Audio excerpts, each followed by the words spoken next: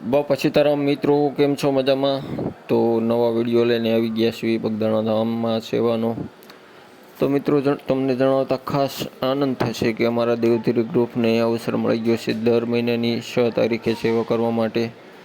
એથી અમારું ગ્રુપ આનંદની લાગણી અનુભવ કરે છે અને મિત્રો કેટલા મોજમાં સેવા કરી રહ્યા છે આપ જોઈ શકો છો. હવે પ્રસાદીનું ફૂલ તૈયારી થઈ રહી છે અને થાળીઓ પીરસવા લાગી ગયા છે અમારા બધા સેવકો. તો મિત્રો દર મહિનાની 6 તારીખે અમારું ગ્રુપ બગદાણા ધામે આવશે સેવા કરવા માટે.